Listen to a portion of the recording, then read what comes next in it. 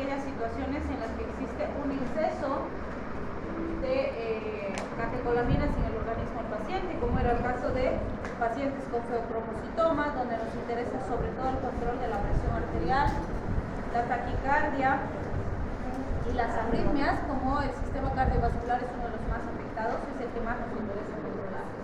También vamos a ver que los estados en los que existe una alta concentración de catecolaminas o liberación de estas se van a beneficiar de estos fármacos. Mencionamos ahí la vejiga neurogénica y la enfermedad vascular como el síndrome del Raynaud, donde decíamos aquí, ¿no?, que en estas circunstancias, pues cuando tenemos el feocromocitoma, evidentemente la medida curativa, diríamos, sería extraer, extirpar el tumor y eliminarlo, pero obviamente si esto no fuera posible, los fármacos nos van a ayudar, o mientras se programe para operar al paciente, entonces los fármacos nos ayudarán a mantenerlo más estable.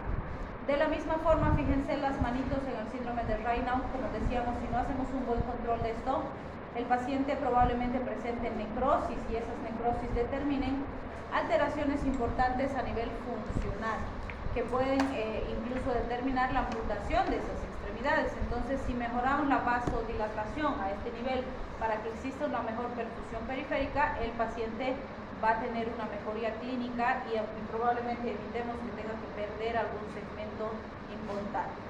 Y en la vejiga neurogénica, como decíamos, estos fármacos pues nos van a ayudar a mejorar la funcionalidad de esa vejiga, con el objetivo de que tengamos una mejor respuesta y el paciente pueda mantener su capacidad funcional a largo plazo. Bien, otro antiadrenérgico que actúa sobre los receptores alfa es la fentolamina. La diferencia entre fentolamina y fenoxibenzamina es la acción reversible, es decir, fentolamina se une de forma reversible a los receptores alfa 1 y alfa 2, a diferencia de la fenoxibenzamina que hemos dicho que era irreversible.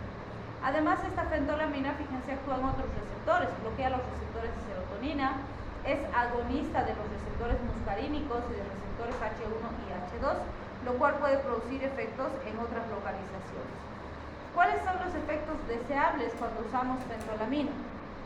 Va a disminuir la presión arterial y obviamente esa disminución de la presión arterial, como va a ser importante y rápida, nos puede producir una taquicardia refleja. Y esa taquicardia refleja generalmente es breve y transitoria, pero si el paciente tiene alguna cardiopatía o alguna enfermedad de base, podría representar algún riesgo significativo. Entonces, fíjense, fentolamina se ha usado mucho en pacientes con feocromocitoma, con muy buenos resultados, es más segura que la fenoxibenzamina. Se ha usado también en disfunción eréctil, en el entendido de que la vasodilatación que se genera a nivel de los cuerpos cavernosos puede permitir mejorar la erección en el paciente. Obviamente, lo que no tenemos que perder de vista es la forma en la que se utilizaba para este objetivo. Lo que se hacía en las disfunciones masculinas era administrar junto a papaverina, y los dos fármacos se administraban por una inyección directamente en el pene, lo cual era bastante incómodo y doloroso para el paciente. Y además se tenía el inconveniente de que, si bien se conseguía la erección y se lograba tener una erección adecuada, después teníamos un exceso de vasoconstricción en la zona, lo cual determinaba un priapismo que era difícil de corregir. Incluso el paciente tenía que llegar al hospital para que se pueda hacer la corrección de esa complicación. Entonces, como actualmente tenemos fármacos que se usan con este objetivo sin estos riesgos y complicaciones, entonces actualmente ya no se justifica pues la utilización con ese objetivo terapéutico específicamente. También ha sido buena alternativa en la enfermedad de Raynaud y en pacientes con intoxicaciones por agonistas alfa también. Tenemos también el grupo de prazosina, doxazosina y terazosina. ¿Qué vamos a decir de este grupo? A diferencia del anterior, es un poquito más selectivo. ¿En qué sentido? Los dos fármacos anteriores hemos dicho que bloquean todos los receptores alfa 1 y alfa 2. En cambio, este, fíjense, bloquea alfa 1, pero no bloquea alfa 2. Entonces es mucho más selectivo. Y usado entre 1 a 15 miligramos por día, tiene excelente efecto sobre la presión arterial, que de hecho es una de las situaciones en las que más se han usado estos fármacos, como hipotensores en pacientes con hipertensión arterial. Esto determina que al actuar solamente en los receptores alfa 1 sin actuar en los alfa 2, tiene excelente efecto de control de la presión arterial sin la taquicardia refleja que hemos descrito para los otros fármacos.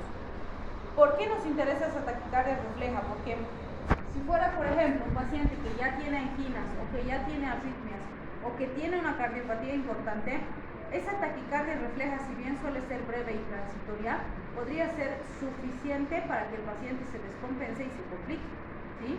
En cambio, en este caso, como no hay acción sobre los receptores alfa 2, la disminución de la presión arterial no es tan brusca y eso hace que la taquicardia refleja no sea tan intensa, ¿sí? O no aparezca, de hecho.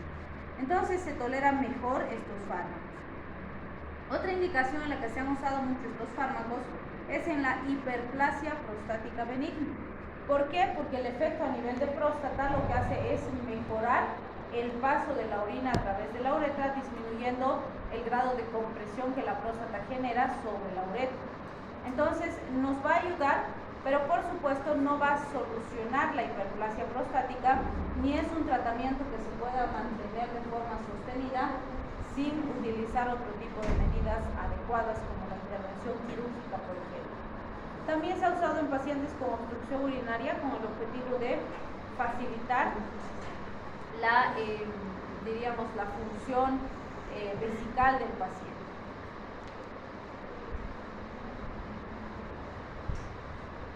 Un fármaco que ha tomado mucha popularidad estos últimos años es la tamsulosin. Fíjense, la tamsulosin es alfa 1A, o sea, es de los fármacos más selectivos que tenemos, porque actúa en un grupo mucho más reducido y limitado de receptores. Entonces, se ha utilizado ampliamente la tamsulosin en el tratamiento del paciente con hiperplasia prostática benigna principalmente, porque obviamente la distribución alfa 1A está principalmente dada a nivel prostático. Entonces tiene excelente efecto en próstata con mínima acción a nivel de la vasculatura. Eso ha permitido que sea una excelente alternativa y se suele usar tamsulosin asociado a dutasterida. La dutasterida o finasterida, que también se usan, son fármacos antiandrogénicos. Entonces, ¿qué implica eso? Cuando hablamos de un efecto antiandrogénico, sabemos que son las hormonas masculinas las principales responsables del crecimiento prostático. Entonces, cuando combinamos tamsulosin con un fármaco antiandrogénico, el resultado sobre el control de la función de la próstata es mucho más adecuado. Es decir, estos fármacos lo que hacen es ayudar a que se restituya el tránsito miccional o la micción en el paciente, pero resulta que el antiandrogénico, en este caso el fármaco que actúa en las hormonas masculinas, logra disminuir hasta un 30% el crecimiento de la glándula. Entonces eso hace que realmente los resultados con la combinación sean mucho más eficaces, ¿sí? También vamos a ver que por el efecto de la tamsulosin de relajar el músculo liso, es que también es una alternativa útil en situaciones donde tenemos espasmo intenso o tenemos litiasis renales, ¿no?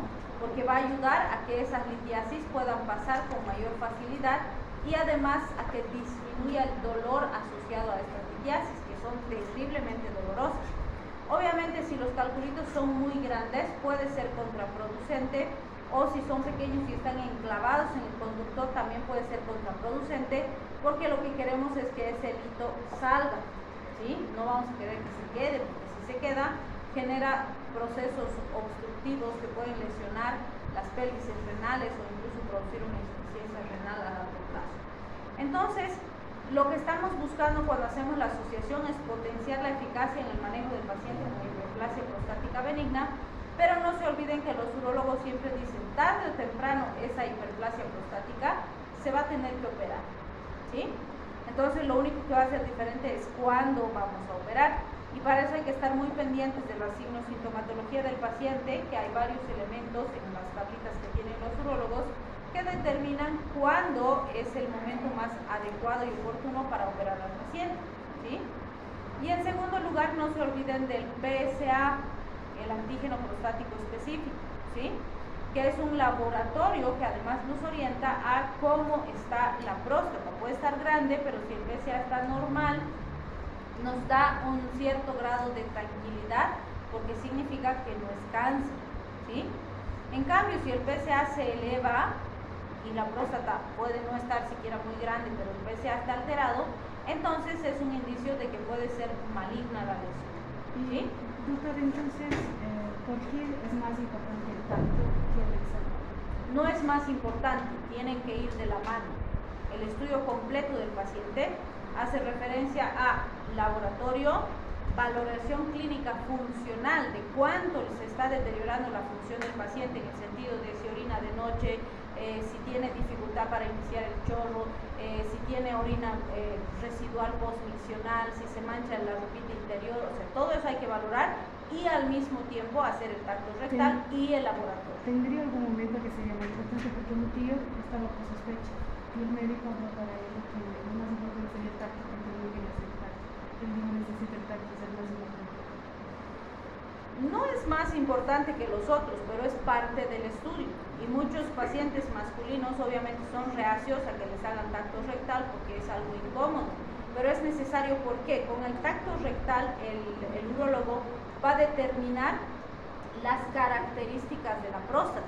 Porque puede ser una próstata, pero por sus características de superficie, de rugosidad y demás, el médico puede determinar si tiene características de ser benigno o maligno, ¿sí? Y el grado, el tamaño que tiene, ¿no? Entonces son complementarios, pero decir que uno solo nos va a aportar la información suficiente para hacer una valoración integral y completa del paciente no es cierto. O sea, con uno solo de los procedimientos, ya sea el laboratorio o el tacto, tú no puedes determinar el grado de riesgo que tiene el paciente. Tienes que analizar todo el conjunto, ¿sí?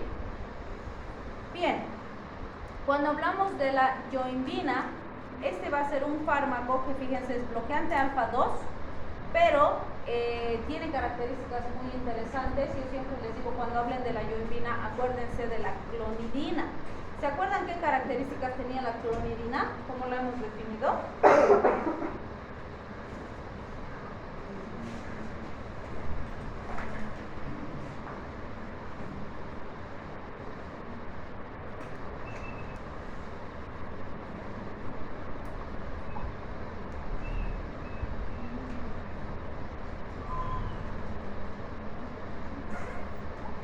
¿Qué dicen?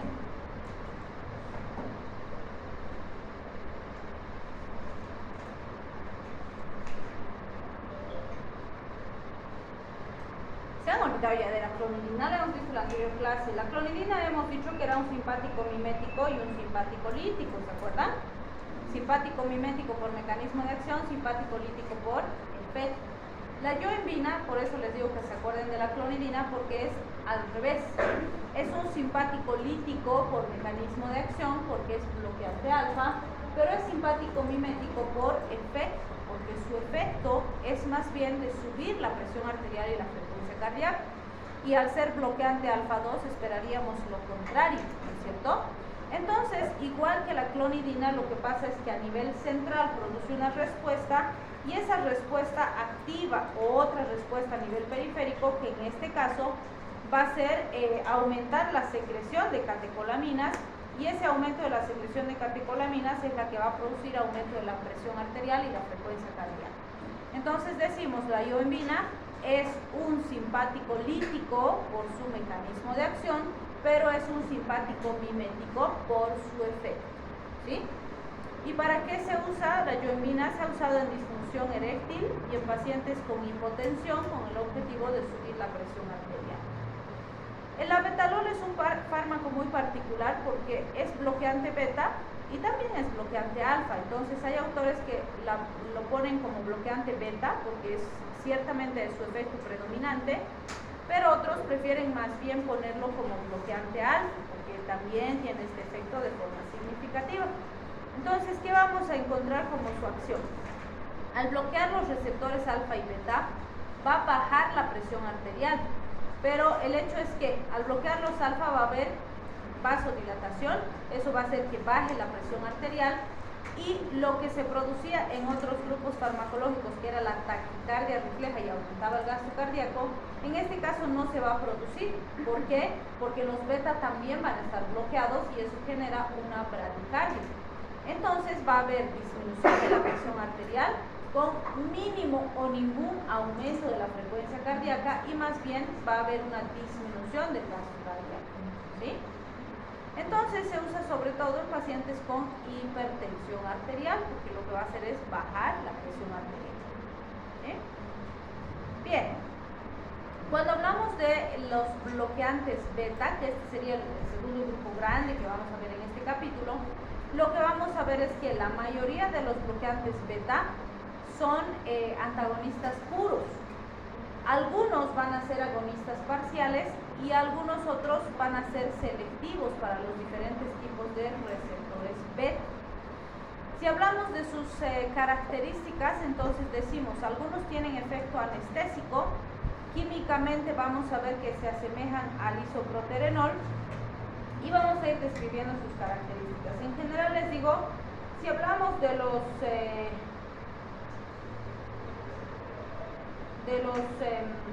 los beta bloqueantes, es un grupo súper grande. Van a ver que hay una gran cantidad de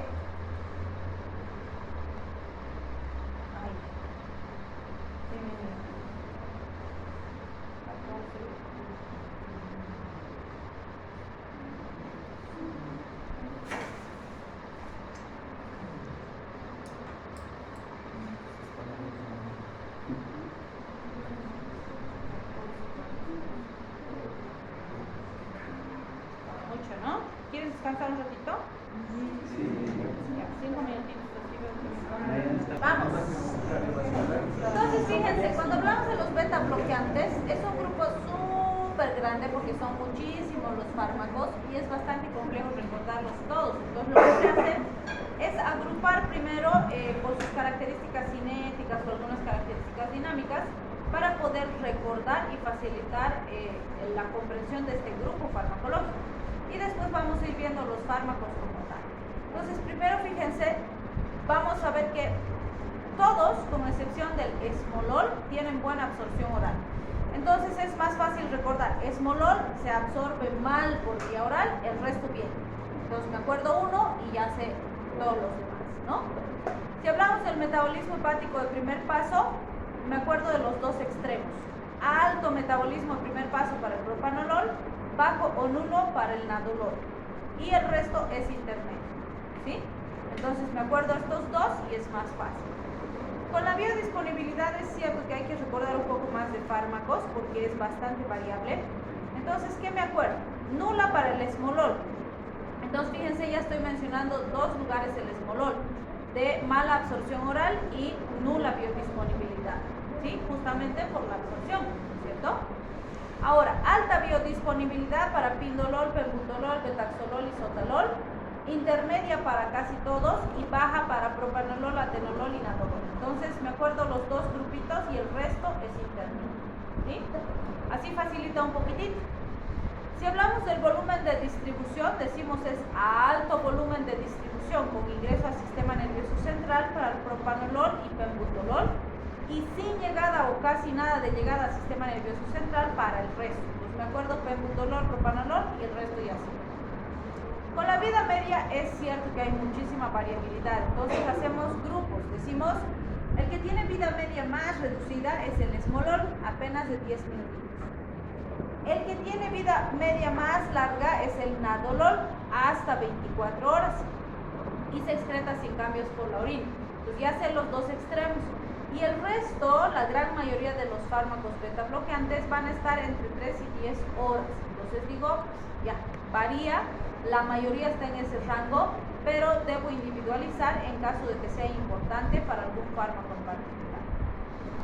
Bien, si hablamos del efecto bloqueante beta, por supuesto que los efectos principales van a estar relacionados a la función cardíaca y la función respiratoria, ¿no es cierto? Porque son los sitios de mayor distribución de estos receptores. Entonces el efecto beta bloqueante en corazón va a ser inotrópico negativo, que es una de las principales situaciones por las cuales se utilizan estos fármacos. Y el efecto beta bloqueante en pulmones va a ser de generación de broncoespasmo y broncorrea, lo cual es peligroso por las complicaciones respiratorias que tiene a este nivel. Entonces, aparte de eso, sí se han visto otros elementos importantes que necesitamos recordar. Por ejemplo, a A nivel metabólico y endocrino, ese efecto bloqueante beta disminuye la lipólisis, disminuye la glucogenólisis hepática, aumenta las VLDLs y baja las HDLs, vale decir, el uso de beta bloqueantes de forma sistemática y por periodos largos de tiempo puede alterar el perfil lipídico del paciente.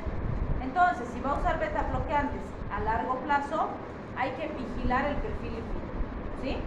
Si son fármacos beta bloqueantes menos selectivos, los efectos adversos son mayores, entonces hay que vigilar con mayor razón al paciente, ¿sí?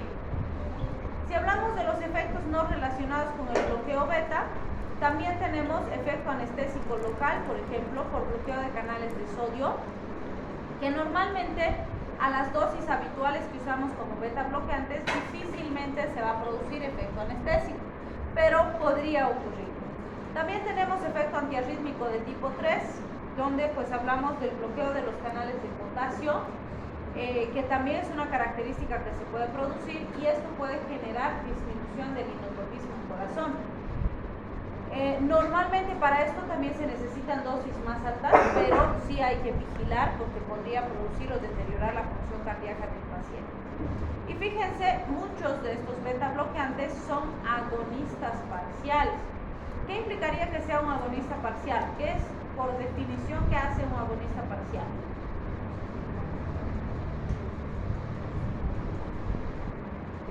¿Qué hace? Se une al receptor y lo activa, pero de forma menos intensa que el agonista total, ¿no es cierto? Entonces fíjense por qué esto es importante, porque estamos hablando de beta bloqueantes, es decir, fármacos que se van a unir al receptor y lo van a bloquear, no lo van a activar. Pero el agonista parcial activa, no bloquea, ¿sí? Entonces vamos a ver en qué circunstancias sería útil y por qué un agonista parcial sí se puede usar como antagonista, ¿sí? Bien, y por supuesto la elección del mejor beta bloqueante es paciente dependiente, es decir, se debe individualizar en base a las características y la respuesta del paciente. De ninguna manera, ¿quieren que baje un poquito?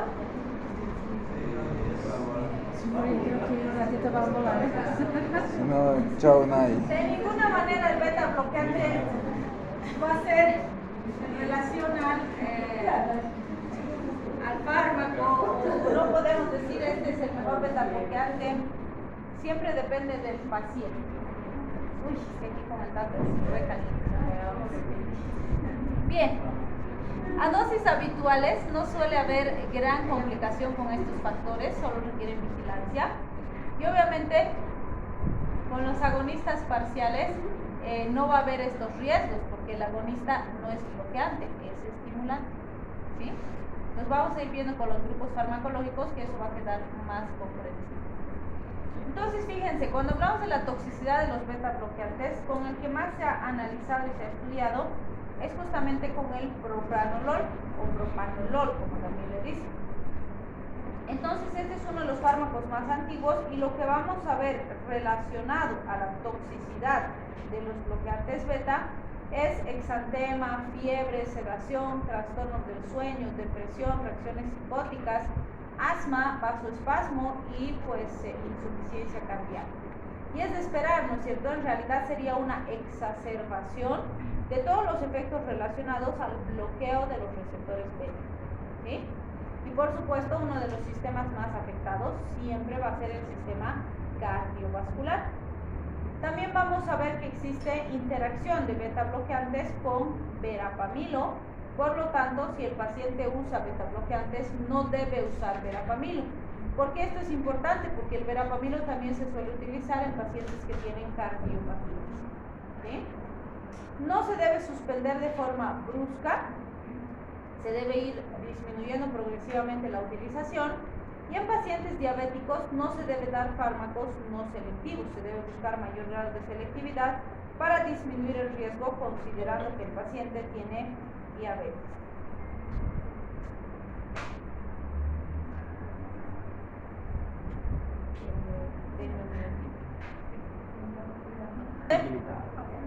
En en los pacientes diabéticos, como decíamos, es muy importante usar los fármacos más selectivos, porque el diabético por su enfermedad de base ya tiene factores de riesgo. Entonces él por la diabetes ya tiene riesgo de dislipidemias, por ejemplo. Si le damos beta bloqueante, más riesgo.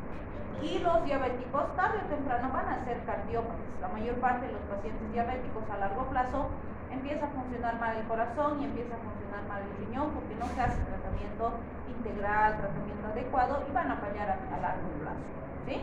Entonces es muy probable que necesitemos utilizar fármacos que actúen a nivel cardíaco y pues hay que tener cuidado con las asociaciones.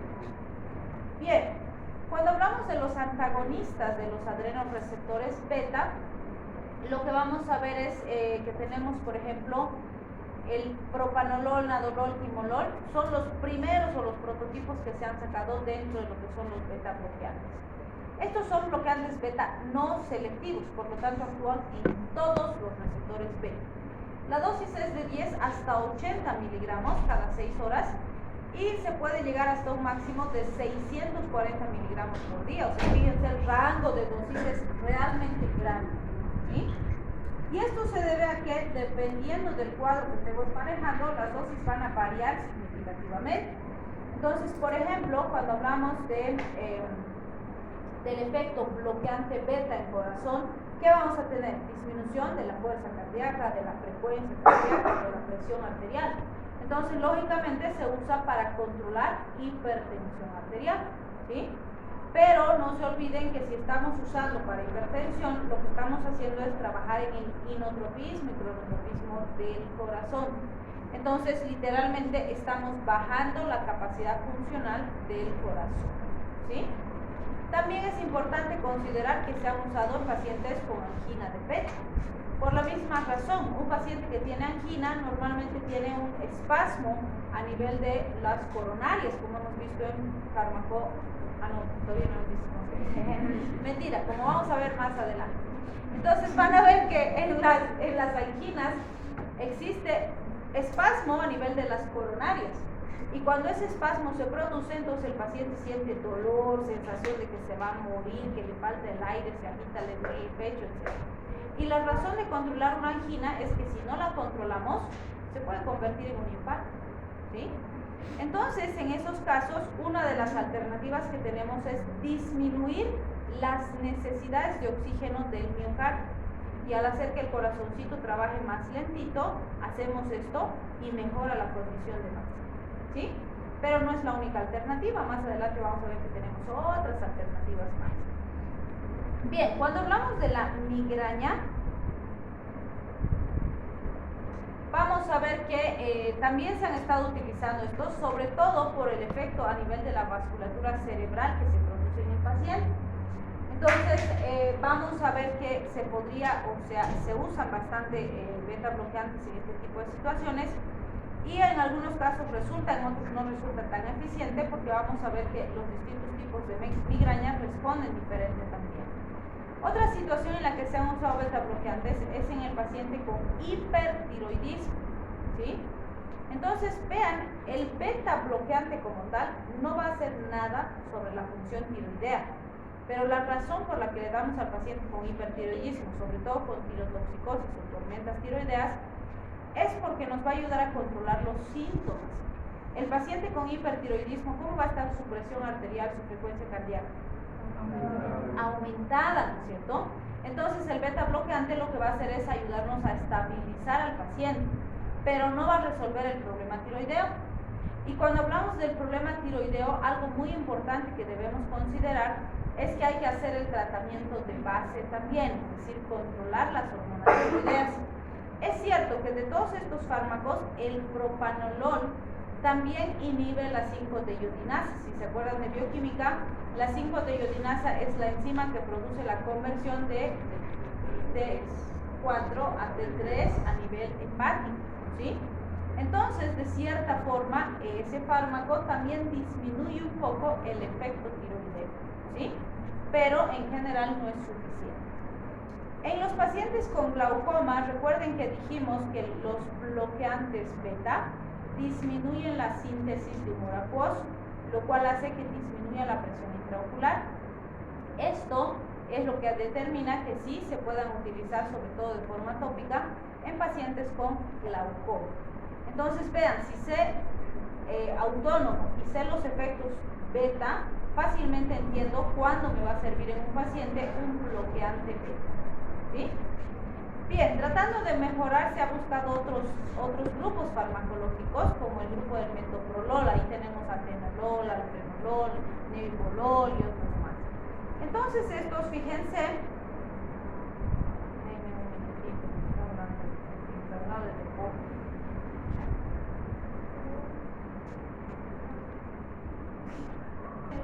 cuando hablamos de este grupo farmacológico, son bloqueantes beta 1 más que beta 2. ¿A qué se refiere eso? Que son no selectivos, sino preferenciales, es decir, pueden actuar en beta 1 y beta 2, pero prefieren actuar en beta 1.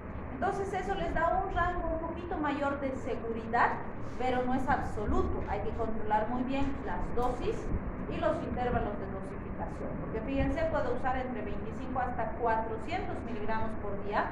Hablando específicamente del metoprolol, las dosis son del metoprolol, las dosis de arriba son del propanolol, por si acaso no son de todito, solo estamos viendo la dosis de uno, ¿sí? Entonces, ¿qué voy a obtener con este bloqueo preferencial beta 1? Bajar la presión arterial, la frecuencia cardíaca, disminuir la liberación de renina, lo cual me va a ayudar a bajar sobre todo presión arterial y fuerza de contracción cardíaca. Entonces, ¿cuándo me sirve ese efecto? Cuando tengo pacientes con angina, con hipertensión, con arritmias, etcétera. Muy parecido al anterior grupo. ¿Cuál es la diferencia?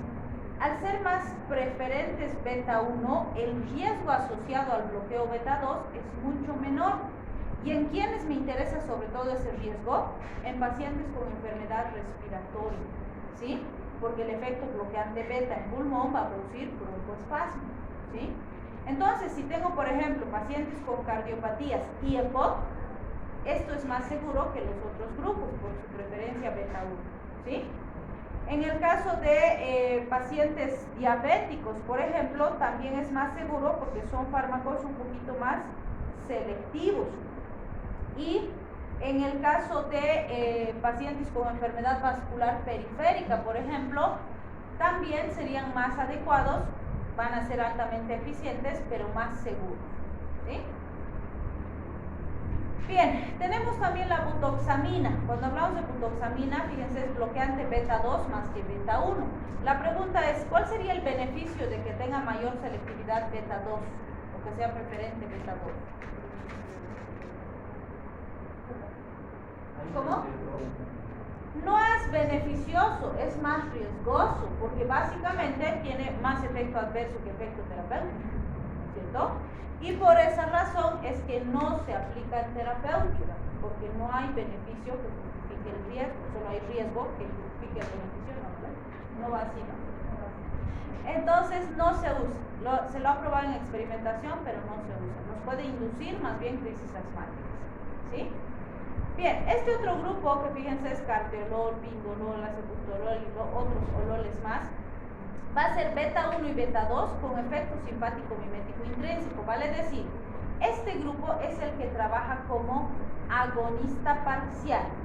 Entonces fíjense, por definición, como hemos dicho, el agonista parcial se une al receptor y lo estimula, pero estoy usando un estimulante como bloqueante, ¿sí? Entonces, ¿cómo se justifica eso? Por ejemplo, decíamos cuando veíamos generalidades, ¿no? Digamos que tengo un pacientito que tiene taquicardia, ¿sí? Está con, no sé, digamos que 110 de frecuencia cardíaca. ¿Sabemos que lo normal cuánto es? De 60 a 100. Algunos dicen de 60 a 90, ¿sí? Pero bueno, está con taquicardia, entonces quiero bajar. Le doy un fármaco beta bloqueante y ese fármaco beta bloqueante me baja a 60. 60 está bien, es normal, debería estar bien. Pero el paciente se siente mal, siente que se va a desmayar, le duele la cabeza, está mareado, le duele el pecho, se pone peor.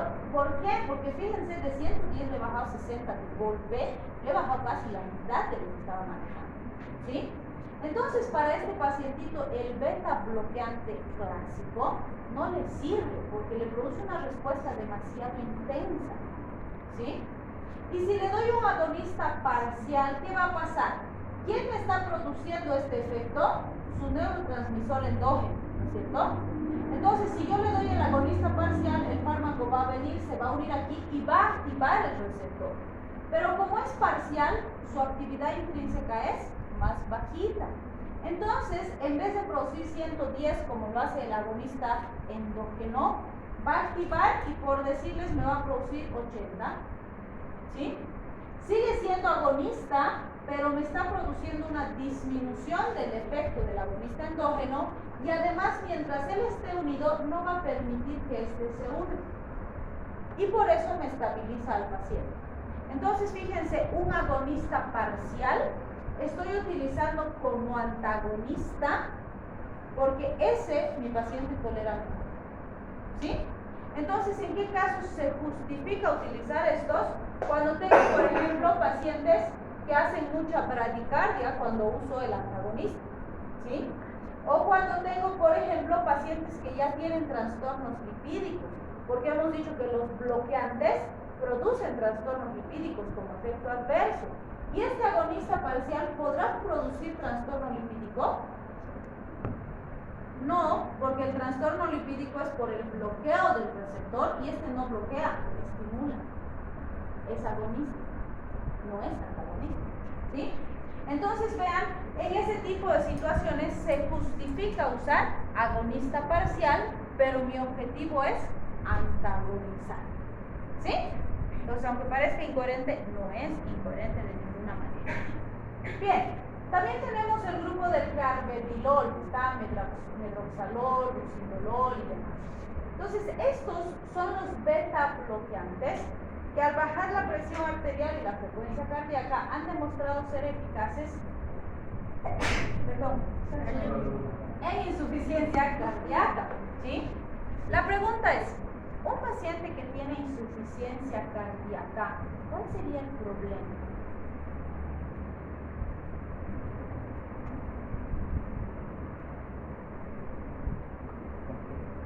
Si un paciente tiene insuficiencia cardíaca, ¿cuál es el problema de base? ¿Por qué tiene insuficiencia cardíaca?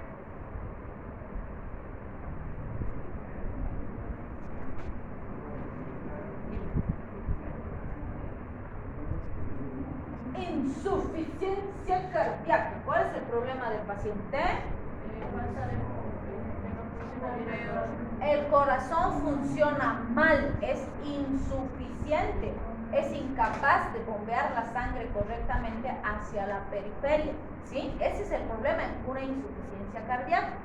La pregunta es, si el corazón no puede bombear bien la sangre hacia la periferia, ¿cuál sería el beneficio de darle un beta bloqueante? Porque ¿qué va a hacer el beta bloqueante en el corazón? Disminuir la fuerza de contracción, disminuir la frecuencia. ¿Será útil en insuficiencia cardíaca?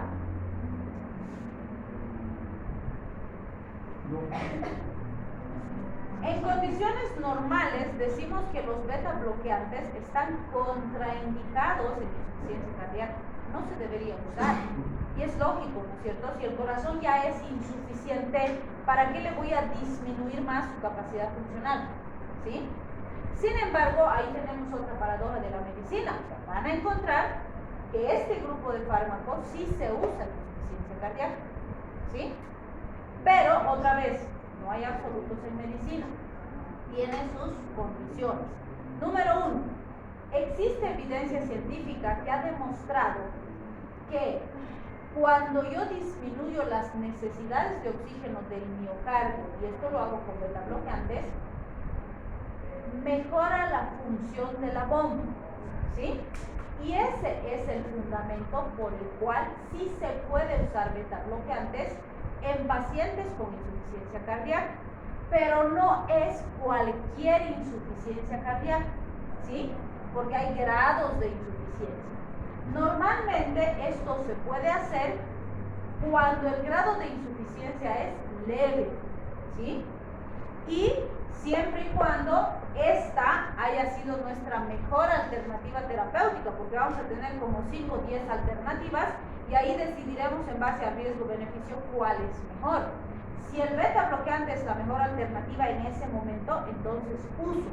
Si no, no debo usar.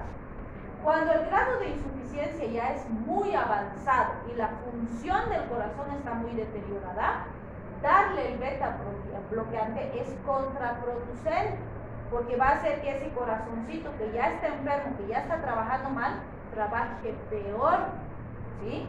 Y van a ver más bien que a largo plazo, en la insuficiencia cardíaca, en algún momento vamos a tener que darle inotrópicos positivos, es decir, más bien fármacos que le obliguen a ese corazón a contraerse de forma más intensa para que siga bombeando sangre.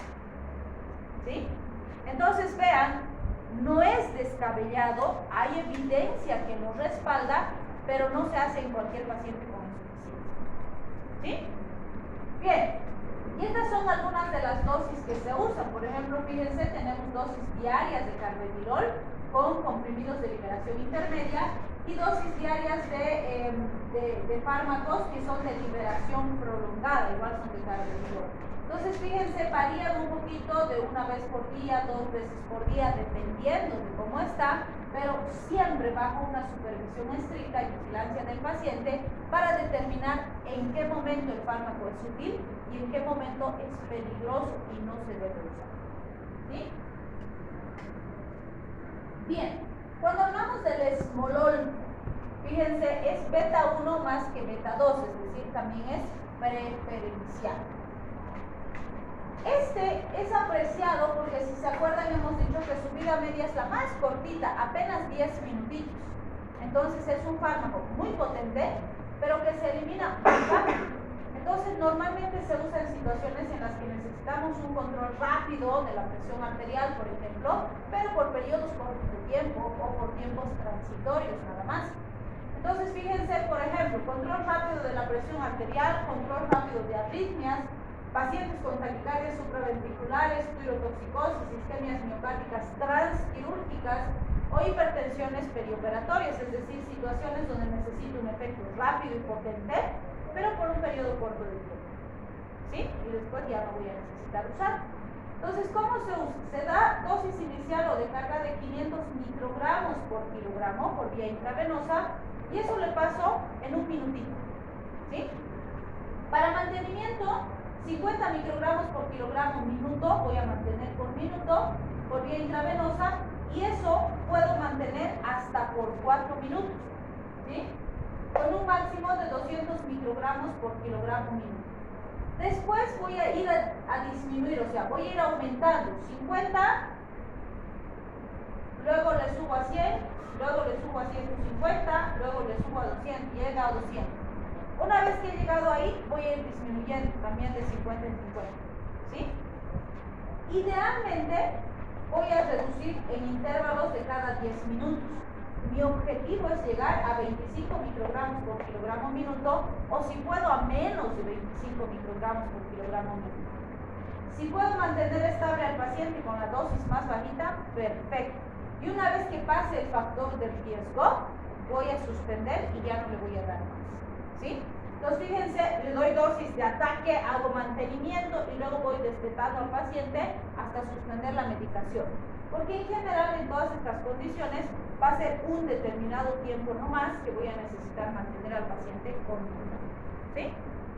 Bien, en el caso de la metilocina, esta, si se acuerdan, cuando hemos visto el metabolismo, la síntesis de las catecolaminas, hemos hablado de la tirosina hidroxilasa, ¿no es cierto? Que es la enzima que permite la síntesis de todas las catecolaminas, adrenalina, noradrenalina, dopamina, a partir de la tirosina. Entonces, ¿qué obtendríamos al bloquear la enzima? Evitaríamos que se sinteticen catecolaminas. Entonces, considerando que la dopamina, la adrenalina, la noradrenalina son neurotransmisores muy importantes que participan en un montón de reacciones químicas en el organismo, no es muy prudente bloquear su síntesis, porque si bien queremos disminuir algunos efectos en algunas localizaciones, bloquear todo tiene muchos efectos adversos, ¿sí? Entonces, en general, metilocina no se ha usado sistemáticamente para el tratamiento de los pacientes, pero sí se le ha encontrado un gran beneficio en ciertas situaciones particulares. Por ejemplo, digamos que tengo un pacientito que tiene feocromocitoma, ¿se acuerdan? El tumorcito en la glándula suprarrenal que hemos mencionado, que es un gran productor de catecolaminas. Entonces, digamos que tiene el tumorcito y lo quiero operar. Lo que se ha visto es que como es un tumor, y los tumores son conglomerados de células enfermas, producen grandes cantidades de catecolaminas. Y cuando yo voy a operar al paciente, empiezo a manipular el tumor y como reacción el tumor libera pues miles de catecolaminas. Y esa liberación masiva de catecolaminas hace que en el transquirúrgico la presión arterial se dispara, la frecuencia cardíaca se acelera, o sea, el paciente se redescompensa, por decirlo así. Entonces, lo que han visto es que si yo preparo al paciente para la cirugía y le doy metirosina entre 1 a 2 semanas antes de la cirugía, voy a agotar las catecolaminas.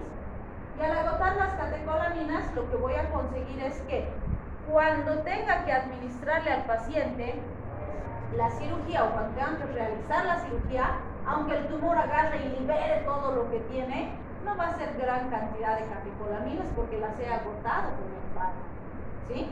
Entonces el transquirúrgico y las complicaciones trans y postquirúrgicas son mínimas y el riesgo se disminuye potencialmente. Entonces, en ese tipo de situaciones es que se utilizan estos fármacos.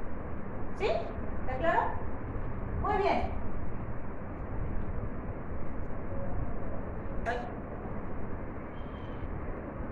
Ya terminamos. Entonces, por favor, no estén así en su examen, ¿ya?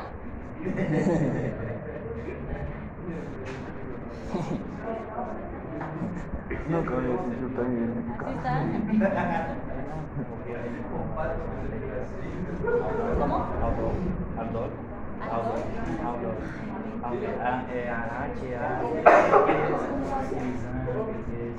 ¿Qué es el grupo de debe ser aloperidol o qué?